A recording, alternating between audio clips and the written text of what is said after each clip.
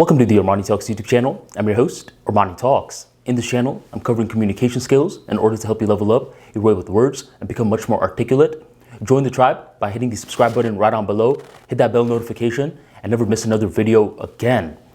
In today's episode, we're entering the world of emotional intelligence, and we're going to be talking about how to overcome very dark moments such as sadness, anxiety, depression, in order to pursue purpose. Because you'll often see that communication skills are a byproduct of something else. If someone comes up to you and says that they want to be a really great public speaker, more often than not, they don't just want to become a great public speaker and that's it. Instead, there's a deeper narrative as to why. Maybe they want to overcome shyness and speak up more, whether it's in school or group events. Maybe they want to finally get that promotion that they've been losing out on. Or maybe when they're in job interviews, they want to be able to communicate in a way where they're a powerful presence rather than a wimp. Therefore, the main narrative is they want to elevate in one way, shape, or form, and public speaking is simply a byproduct of that. When a person is really sad or down in the dumps for an extended period of time, it's difficult to communicate in a profound sort of way with enthusiasm. Therefore, one of the coolest things to do is to pursue purpose in one way, shape, or form. And in today's talk, we're going to learn how to do that. I want to tell you a story first. I would say when I was roughly around 10 years old or so, I was living in a place called Park Place. And this is when myself and a bunch of kids in the neighborhood, we would play basketball. And this was my reprieve. It was something that I could chill doing. After a long day of school, I knew that I could play basketball and that would make everything worth it. So I would play with a bunch of the different kids and everything seemed normal. Until one day, the leader of the squad, I believe his name was Billy, he started to smoke cigarettes. And he suddenly became this recruitment chair for cigarettes. Other kids looked up to Billy, so when he said that that was the cool thing to do, others immediately started to smoke cigarettes.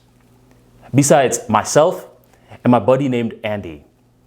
Andy was this black kid roughly around my age, 10, 11, and he always had this nice afro with the tape up. He was always taped up correctly. And for a long time, me and him were like, no, we're not going to smoke cigarettes because it's not the cool thing to do. And we went on like this for a couple of weeks to a couple of months. One day, I'm coming back from school, I'm getting ready to play basketball, and I see Billy and the squad smoking a cigarette. And then I look to my right and I see Andy smoking a cigarette too. He was like, "What, Armani? This is the cool thing to do." So that was my first insight on what people considered cool. Fast forward a few more years, and around this stage, I'm living in Virginia, more specifically, Sterling, Virginia. And for the work that I did, I had to get some training in, I believe it was Richmond, Virginia. Don't quote me on that. All I recall was that I had to take this bus that drove us 1 hour to the training location. And typically in the weekdays, I was going in the bus super early in the morning, so it was dark. You couldn't really see too many people's faces that early in the morning. But on the weekends, I was able to go later in the day. And when I would go into the bus then, you could see our faces. So for the first couple of weeks, I guess I had this one bus driver that would drive on the weekdays and a separate bus driver that would drive on the weekends. And it was just a routine event. But one weekend, the same bus driver that drove on the weekdays was also driving this particular weekend. I walk in, she looks at me, I believe she's this 65-year-old African-American lady, very sweet. And she looks at me, she looks at my face, and she's like, "Ooh, child, you are so darn pretty. You should model." And she said it in a way where all the other people in the bus that I was training with looked at me and they were making an assessment. They were like, yeah, I could kind of see that. And other guys were like, him? Model? No. But when she said that to me at that stage in my life, I felt good. I wasn't trying to be a model, but if I was, what she did at that moment was she gave me purpose. And that is what I considered cool. Getting people to smoke cigarettes, I mean, I'm not really against it. If you smoke cigarettes, it is what it is. But is that cool? I don't think so. The bus driver is my definition of cool. So that's the first lesson. Because a lot of people make decisions based off of what they think is cool. Therefore, it's smart to understand that cool is not completely objective. It is something that is subjective. Now, you want to know what's even cooler than what the bus driver did? A person who executes her advice and pursues purpose. Now, the thing with purpose is that it's something that people often misconstrue. And when they misconstrue it, they get further into anxiety and depression. The way that they misconstrue it is that they're too physical focused. They think if something is physically big, that means it's impactful. If it's something that is physically small, then it's not as impactful. That sort of thinking may work in certain domains of life, but in the domain of purpose, it's not the size, it's the meaning. And you assess the meaning by assessing the entire system. Let me give you an example. This was a few years ago. I believe it was 2019 or 2020. And I was about to record a YouTube video called The Power of the Smile. It was going to be a quick little talk about how, as you're preparing for your speech, you should also practice your smiling, because anytime you practice smiling, whenever you're nervous, your nerves cool down and it helps you mitigate speech anxiety. So this was going to be a brilliant idea. I was so excited to record it. But as I was about to record it, I noticed something. Normally, there's this little screw that hangs on my camera stand that holds the camera up. And as I was looking at the camera stand today, the tiny little screw was missing. And since the tiny little screw was missing, I couldn't put the camera on top of the camera stand. And if I couldn't put it on top of the camera stand, then I couldn't record the Power of the Smile video. Now granted, I could pull out my cell phone and just record it there, but this wouldn't solve the problem for the later videos that I had to do. So I had to resolve it right now. I started searching all over my area for the screw. I'm looking under the couch, I'm looking by the kitchen, I'm looking by the TV stand, everywhere, and I can't find it. This video was supposed to take me 10 minutes, and now I'm 1.5 hours into searching, and I still can't find it. So I decided that I'm going to go to Best Buy. In Best Buy was where I bought the camera, and I'm sure that they could sell me this tiny little screw. So as soon as I go into Best Buy, I'm greeted by the two goobers. One is this big black guy with dreads, and another one is this tiny little white guy who thinks he knows it all. And they're both trying to sell me all these stuff that I don't need. And after they're done yapping away, I was like, listen guys, my camera is fine, my camera stand is fine, everything is fine, but I need a little screw. You know, that screw that puts the camera on the camera stand. That's when they started looking at me and they were like, you just need a screw? I was like, yeah, I need just a screw. They're like, well, we don't just sell a screw by itself. You got to buy the entire camera stand. I was like, how much is it? They're like, $70. I'm like, $70? Nah, man, I just bought a laptop recently. I can't spend another 70 bucks for just a tiny little screw. So I decided that I'm going to come back to my place and search for some more. Now, another hour had passed. So I come back to my place. I feel like I have to do a whole bunch of searching. But no.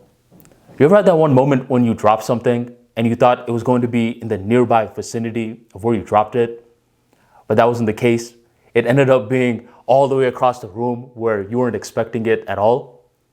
That's what happened to me. As soon as I entered my door, I see the screw under a table. And I'm like, oh, whoa, there it is. Then I picked up the screw. I plugged it into the camera stand. I put the camera on top. I recorded the video. I uploaded the video on YouTube. The YouTube video was watched by different groups of people from all walks of life. And then there was someone who messaged me and said that they applied the tip that I shared in that video and they were able to dominate their speech. And that dominated speech was given in front of 45 different people. And who's to say how many people who understood the lessons from that speech pass it off onto others. It all started with this tiny little screw. Now, if you're someone who only focuses the meaning based off of how big things are or how much status something is, then you won't be able to perceive the meaning in the small stuff. If you're like the people that says, oh, something needs to be big or grand for it to have purpose, then you would not have found that bus driver lady to be cool, because some may say that, yo, her status is low position. But that's not how you assess meaning. You assess meaning not based off of how big something is, but in terms of the meaning for the entire system. That tiny little screw played just as important of a part as the camera itself, and just as much of an important part as the content of the video in itself. So the moral of all these stories that I'm saying is that in order to become a better communicator, a person needs to pursue purpose in one way, shape, or form. And for them to pursue purpose in one way, shape, or form, what they need to do is to evolve from a node thinker, someone who's always looking at individual parts, to becoming a systems thinker. A person who is depressed or anxious for an extended period of time, one of the worst questions to ask is, how do I stop being depressed? That's not a smart question because it makes you more of a node thinker. It's sort of like the screw just seeing itself as a screw rather than it seeing itself as a part into the entire system of the YouTube video. One of the better questions is, how can I provide value? And this is probably one of the last questions you want to ask when you're sad, but it's actually a great question to ask when you're sad because what it does is that it forces you into a new mode of thinking. It forces you to go from being a person who is just focusing on individual parts, seeing everything as isolated, and it helps you to understand the interconnectivity of the different parts of life. And once this happens, that's when there's thought waves that are engaging the entire system rather than the individual parts. That's cool. Getting someone to smoke cigarettes, that's whatever. It's playing around with people's lungs and stuff, it's whatever. But what that bus driver did that day was to put the spotlight on someone else.